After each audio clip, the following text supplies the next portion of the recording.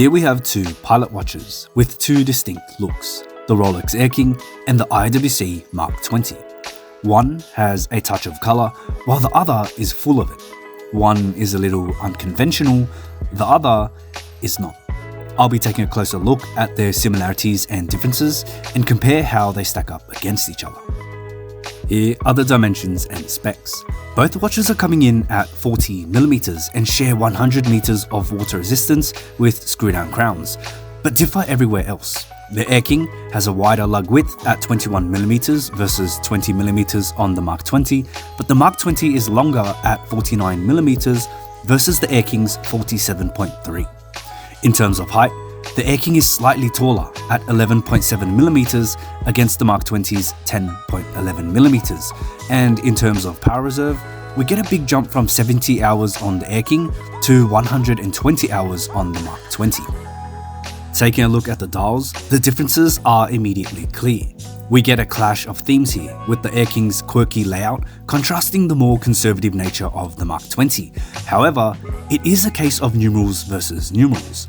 On the Air-King is a 5-minute scale instead of the usual progressing hour scale found on the Mark 20, but it does have the addition of applied 3, 6 and 9 numerals in a larger size, which helps to orientate the eyes when we are searching for the hour.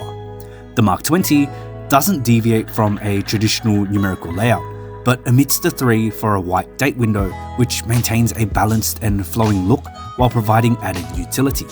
The font on the Air-King is done in a sharp, straight fashion, and the font on the Mark 20 takes a more casual approach, affording a softer appearance with its curved corners.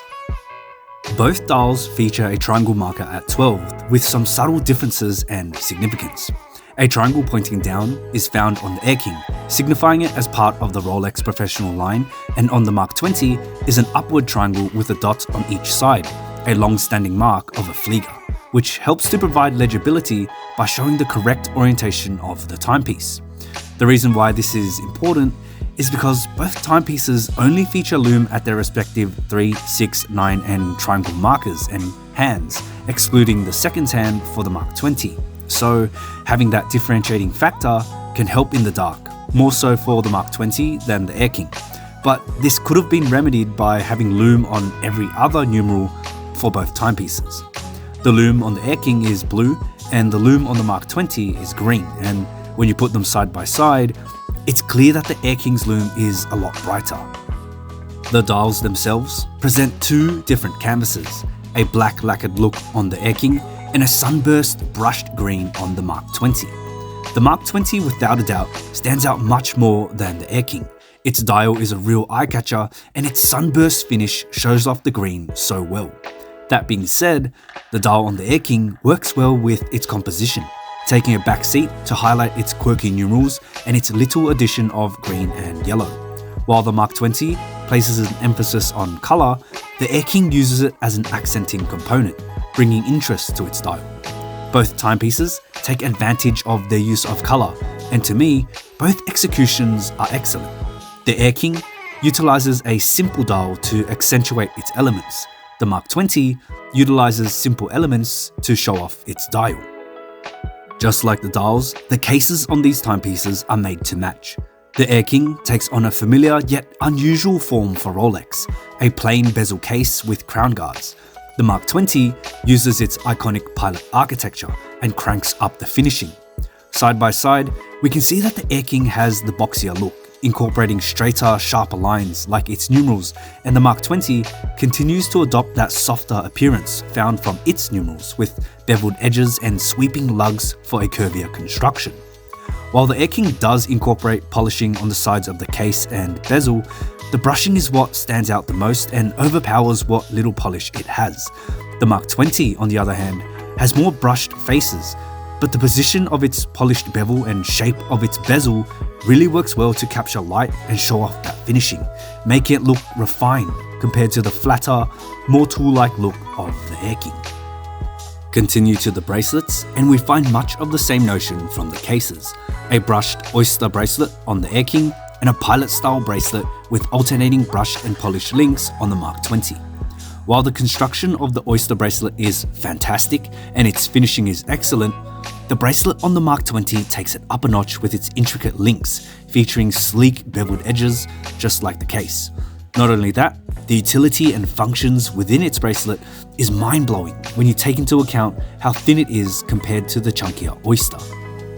The clasp has an on-the-fly micro-adjustment system from the push of an excellently disguised button, and each link is removable also via buttons. To top it off, the bracelet itself is removable and attachable without the need of tools, thanks to the ease exchange system by, you guessed it, pressing a button. On the Air-King, we get your typical screwed links with a fold-over clasp, featuring a pull-out easy link extension and 3 points of well-hidden but hard-to-reach micro-adjustments. Taken as a whole, the Air-King is definitely aimed at being a tool-oriented watch. Its predominant brushing will hide scratches a lot easier, and its simpler case and bracelet combination has a more down-to-earth feeling to it. The addition of crown guards gives it a sportier look, and its dial composition wasn't made with the intentions of impressing others.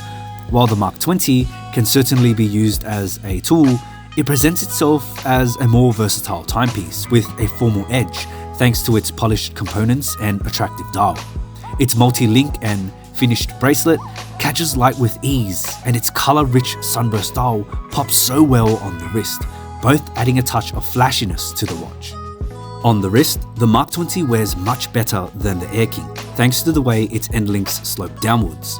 It makes the watch contour with the wrist much easier, and its multi-link design also provides a lot more articulation compared to the Oyster links, helping it wrap around effortlessly.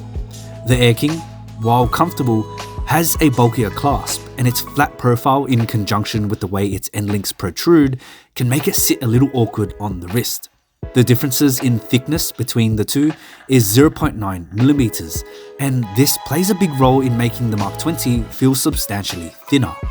In my experience with owning the two watches, the Air-King has come out on top in terms of accuracy, but only by a couple of seconds. Both the Rolex 3230 caliber and IWC 32111 will be reliable movements, and they have been performing very well through my rotation. Now, I don't do any extreme things with my watches, so that's something to keep in mind, and it's hard to say which movement is objectively better here, because in my case, they pretty much perform as well as the other. The way I see it, the Air-King seems to be made for pilots of the past, and the Mark 20 is made for pilots in the present. While the Air-King is more of a tool watch, I find the Mark 20 to be more useful, given its date complication, increased power reserve, and normal numeral layout. And its bracelet is also easier to use and loaded with accessible functions. It also fits into more situations from casual to formal and is objectively a better buy, but that doesn't mean I prefer it over the Air-King. What I love about the Air-King is its uniqueness. There are many alternatives and similar watches to the Mark 20, but the Air-King kind of stands on its own, and it's a watch that isn't for everyone, but it's one I absolutely adore. Let me know your thoughts on these watches, and if you have any questions, pop them in the comments below and I'll do my best to answer them. If you liked the video, give it a thumbs up and consider subscribing for more watch content. I'll see you in the next one.